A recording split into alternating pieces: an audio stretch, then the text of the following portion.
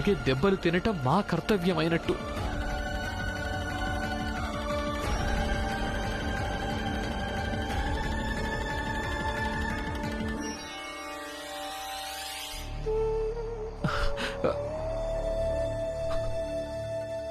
ఒకవేళ మా అమ్మ చనిపోతే చితి పెట్టడం కోసం స్థలం కూడా ఇవ్వడం జరగదు. ఈమెకు చితి ఎక్కడ పెడతారు? అక్కడే మనం అందరం అంతిమ సంస్కారం చేస్తాం. అక్కడైతే మేము చితి పెట్టనివ్వం.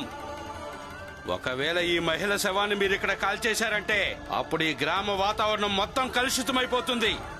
వెళ్ళండి, తీసుకెళ్లి ఇంకెక్కడైనా కాల్చేయండి.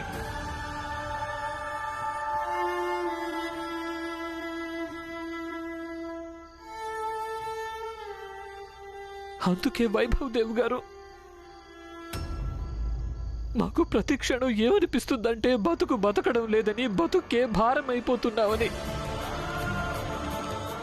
అయినా ఎలాగూ సమాజం దృష్టిలో మేమైతే భారమే కదా.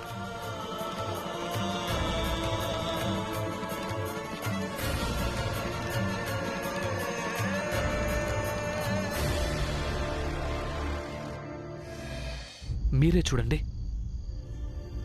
మీ జాతిలోని వాళ్ళెవరైనా ఒకవేళ పెన్షన్ అడిగితే మీరు వాళ్ల పక్కన నిలబడతారు.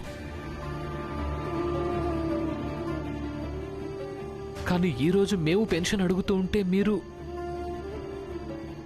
ప్రశ్నలు అడిగి నన్ను పరీక్షిస్తున్నారు. ఏదో ఒక విధంగా నన్ను అవమానించాలనుకుంటున్నారు. అలాగే మనసు లోపల కూడా ఇదే కోరుకుంటున్నారు, మా నాన్నకు ఎప్పటికీ పెన్షన్ లభించకూడదు అని. అందుకే వైభవ్ దేవ్ గారు, మేము ఎవరిమంటే మా సంఘర్షణ గురించి ఎవ్వరూ చరిత్రలో రాయలేదు. కానీ సంఘర్షణను మేము అనుభవిస్తున్నాం. అందుకే నాకు ఏమనిపిస్తుందంటే ఆ 5 పేర్లలో మొదటిది, రెండవది, మూడవది, నాలుగవది, అలాగే 5వది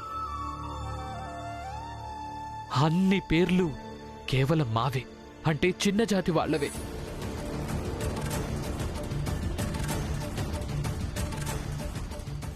పేరు ఏ పేరైనా అనుకోండి, మీరు రామ్జీ అనుకోండి, పురంజన్ అనుకోండి, ఆనంద్, జనార్దన్, నట్వర్, హితేష్, జోకు ఏదైనా అనుకోండి,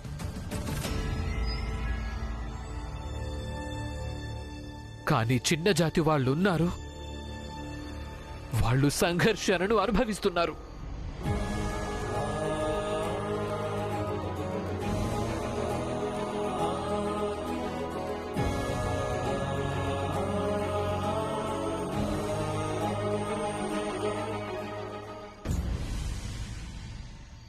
అయిపోయిందా భీమరావు?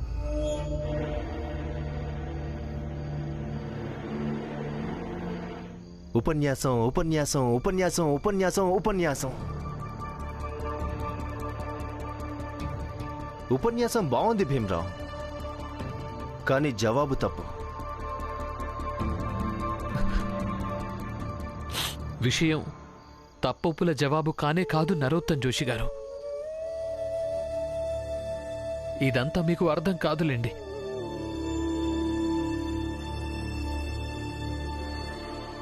ఇక మీరిక నుంచి వెళ్ళిపోండి. అలాగే మా నాన్న మమ్మల్ని వదిలేయండి. వదిలేశాం భీమరావు.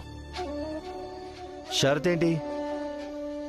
షరతేంటంటే 5 ప్రశ్నలకు సరైన సమాధానాలు చెప్తే మేము నీకు సహకరిస్తామని. కానీ చెప్పలేదు. ఇతనికి తిన్నగా చెప్తే అర్థం కాదు. నువ్వు ఇక్కడ కూడా నాటకాలు ఆడటం మొదలు పెట్టావు కదా భీమరావ్.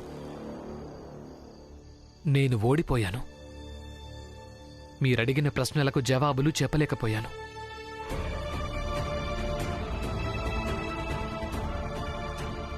కానీ అయినా సరే మీరిక్కడి నుంచి వెళ్ళిపోండి. మేము మా సంఘర్షణను కొనసాగిస్తాం.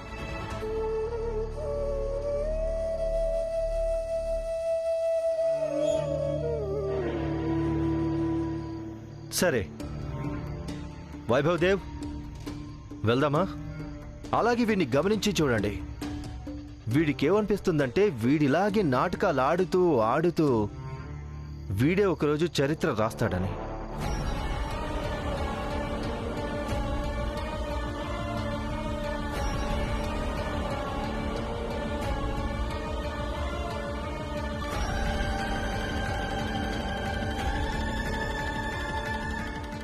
కానీ ఇంకొక విషయం వైభవ్ దేవ్ గారు, మీరు వెళ్ళడానికి ముందు నేను కూడా మిమ్మల్ని ఒక ప్రశ్న అడగాలనుకుంటున్నాను. కానీ మీరు దానికి సమాధానం చెప్పి వెళ్లాల్సిన అవసరమేమీ లేదు. ఏంట్రా భీమరావు, నువ్వు జాతిని అలాగే స్తోమతను రెండింటినీ మర్చిపోయావా? పెద్ద జాతి వ్యక్తినే ప్రశ్న అడుగుతావా? నీ సంగతి నేను చెప్తానంట. జోషి గారు,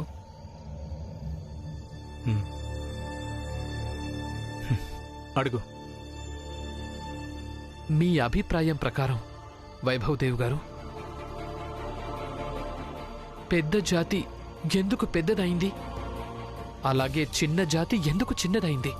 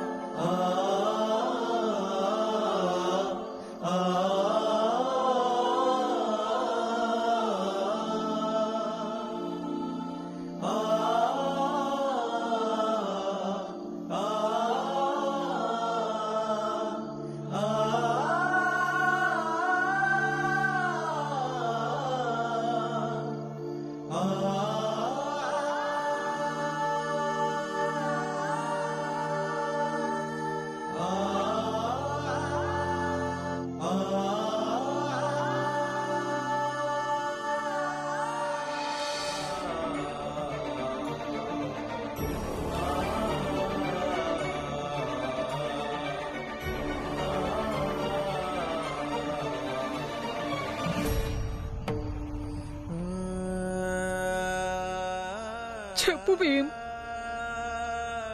మీ అమ్మ చనిపోయిన తర్వాత కాల్చడం కోసం పెద్ద జాతి వాళ్ళు స్థలం కూడా ఇవ్వలేదా?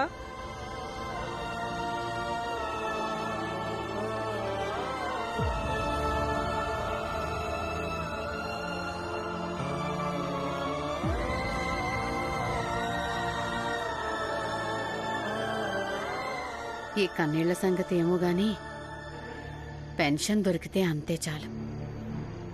ఈ భీమరావు ఇప్పుడు వైభవ్ దేవ్ గారిని అవమానించాడు. ఇప్పుడిక ఆ ప్రచండ దేవ్ దీనికి ఎలా ప్రతీకారం తెచ్చుకుంటాడేమో. చూడండి, మనం ఇక్కడే ఉన్నామంటే కొంప తీసి ఆ ప్రచండేవ్ మనం ఈ భీమరావుకు తోడుగా ఉన్నామనుకుంటాడేమో. పదండి, ఇంటికి వెళ్దాం. అలాగే పొద్దున్నే వెళ్ళి క్షమాపణ అడుగుతాం.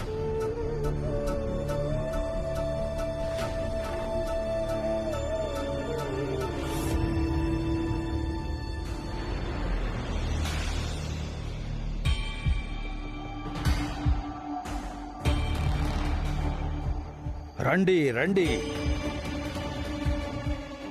చెప్పండి, ఆ భీమరావు తల మీదున్న చదువు దెయ్యం దిగిపోయిందా లేదా? దించేశాడు ప్రచండదేవ్ గారు. కాని వాడు అలవాటు వల్ల నిస్సహాయుడు. ఎప్పటిలాగే ఉపన్యాసం ఇవ్వడం మొదలుపెట్టాడు. వాడి లోడలోడ వాగుడు విని వైభదేవ్ గారు కూడా అలసిపోయారు. అందుకే వాడికి గుణపాఠం చెప్పి మేము తిరిగొచ్చేశాం. వైభవ్, ఒకవేళ భీమరావు ఉపన్యాసం ఇస్తుంటే అప్పుడు వాడికి వాడి స్తోమతేంటో చూపించి తీరాల్సిందే. ఎందుకు తిరిగొచ్చేశావు? మీ అభిప్రాయం ప్రకారం పెద్ద జాతి ఎందుకు పెద్దదైంది, అలాగే చిన్న జాతి ఎందుకు చిన్నదైంది?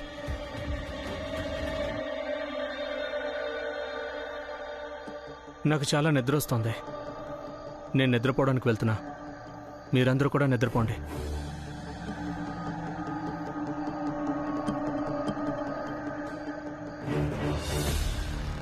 ప్రచండదేవ్ గారు, మీరు కూడా వెళ్ళండి, విశ్రాంతి తీసుకోండి. నేను కూడా నిద్రపోతాను. కానీ అంతకు ముందు ఆ భీమ్రావ్ తండ్రికి పెన్షన్ దొరకదని రూఢి చేసుకొనివ్వండి. అన్నింటికంటే ముందు వెళ్ళి నేను ఆ ఇన్స్పెక్టర్ గారికి నచ్చజెప్తాను. పొద్దున్నే వెళ్ళి ఆ చిన్న జాతి వాళ్లను చితక్కొట్టి అలాగే లాక్కుంటూ మరి ఆఫీస్ ముందు నుంచి బయటికి గెంటేయమని. ఒక్కసారి వాళ్ళంతా అక్కడి నుంచి తప్పుకున్నారంటే అంతే. ఇక రామ్జీ జీవితంలోంచి కూడా పెన్షన్ తప్పుకుందనుకోండి. శాబాష్.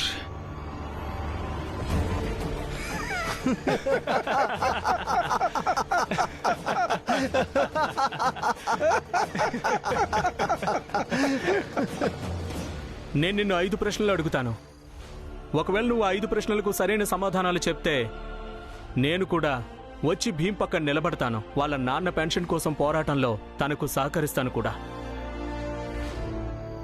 నువ్వేమన్నావు? మీరంతా ఎంతమంది ఉన్నారంటే మేము మిమ్మల్ని లెక్క పెట్టడానికి కూడా భయపడతామని. సరే అయితే లెక్క పెడతానుండు. 1 2 3 4 5 6 7 8 9 10 11 12 13 13 మంది ఉన్నారు. అలాగే మిగతా వాళ్ళు కూడా ఎక్కడున్నారో ఏమో కనిపించడం లేదు. కానీ వాళ్ళు ఉన్నట్టుగా నువ్వెప్పుడు కబుర్లు చెబుతూనే ఉంటావు. సరే, రేపు పొద్దున్నే వస్తాను. అలాగే అందరినీ ఒక్కొక్కరిగా స్టేషన్కి తీసుకెళ్ళిపోతాను. అర్థమైందా? భీమ్రావ్ అంబేద్కర్.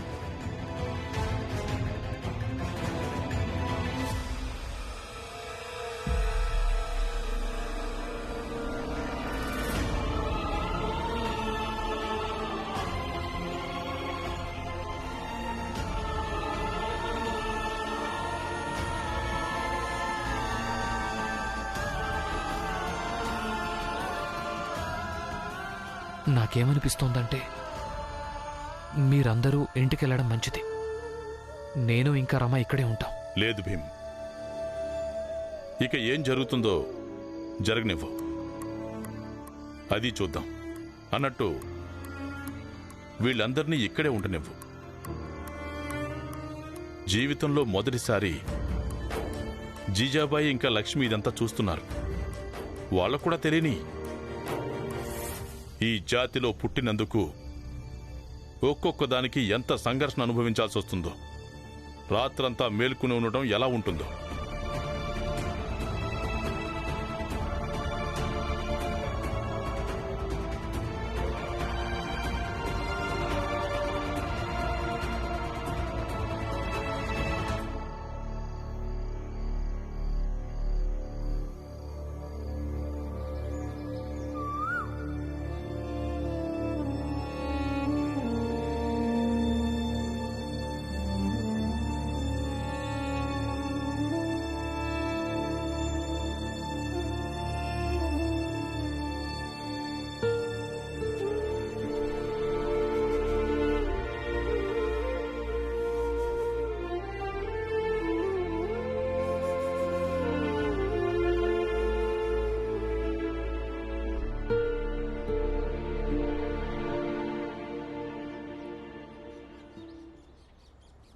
రమా, లే.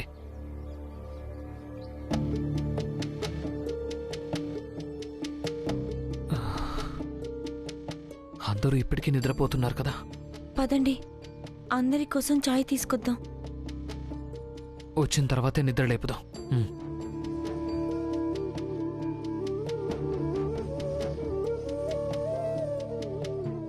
ఏ ఆగో,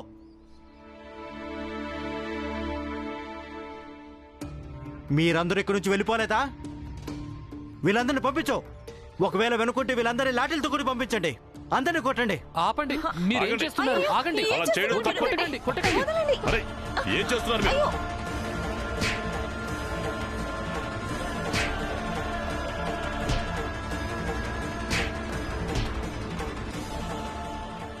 మీరేం చేస్తున్నారు? ఆగండి. మేమంతా ఇక్కడ శాంతియుతంగా కూర్చున్నాం కదా.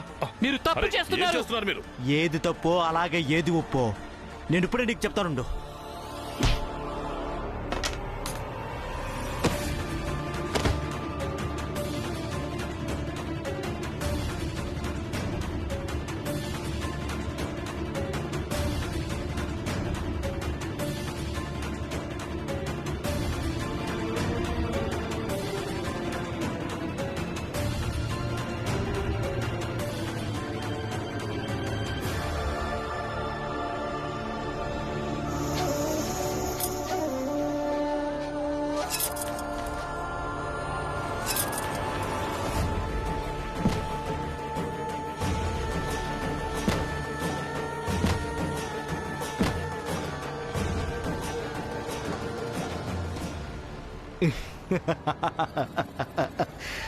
ఇప్పుడు సరిగ్గా కనిపించడమే లేదనుకుంటా.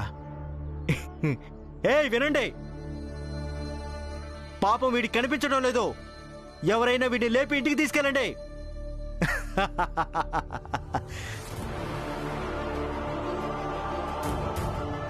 తనకొక భార్య ఉంది ఇన్స్పెక్టర్ గారు. భార్యాభర్తలు ఒకరికొకరు వెలుగు అవడమే కాదు, కళ్ళు కూడా అవుతారు. అందుకే మీరేం బెంగ పడకండి. ఈయన ఇంటికి నేను తీసుకెళ్తాను. బెంగ పడవలసిన అవసరం లేదు. మీరందరూ ఇక్కడి నుంచి వెళ్ళండి. వెళ్ళిపోతారు.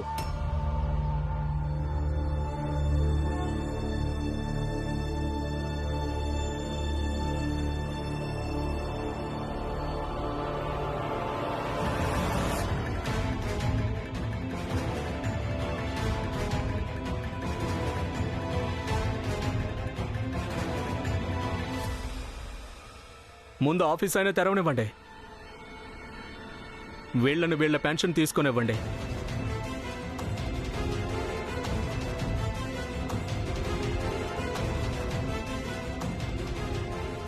ఇవి విభాగం నుంచి వచ్చిన కాగితాలు.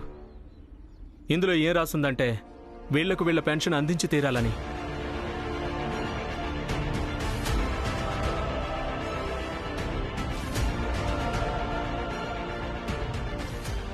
ఆఫీస్ తెరిచాక ఈ కాగితాలు చూపిస్తారు.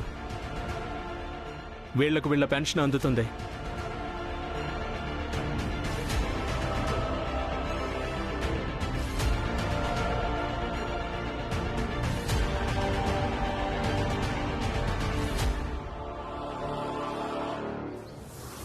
వైభవ్ గారు, చూస్తుంటే నిన్నటి 5 ప్రశ్నల సవాల్ని మీరు కొంచెం సీరియస్గానే తీసుకున్నారనిపిస్తుంది.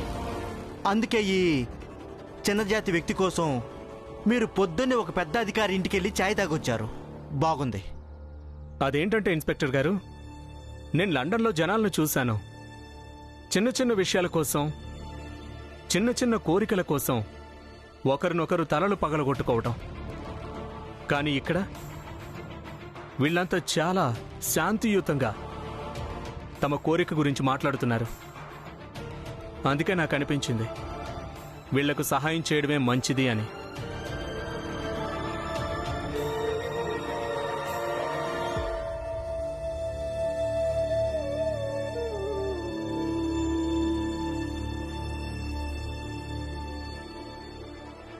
ఇదిగో భీమ్.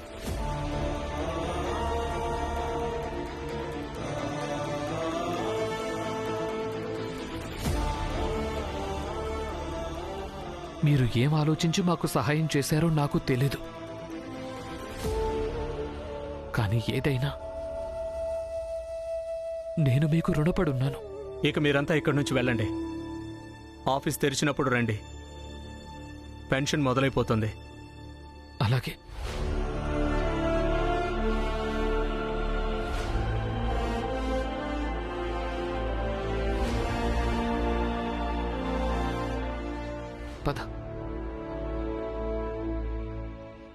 పదండి నాన్న.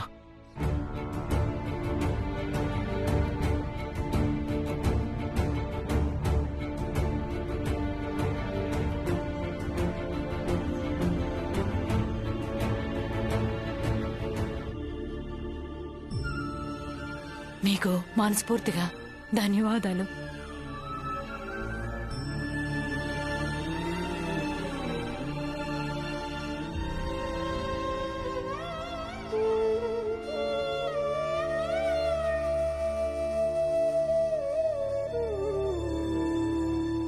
వైభవ్ గారు,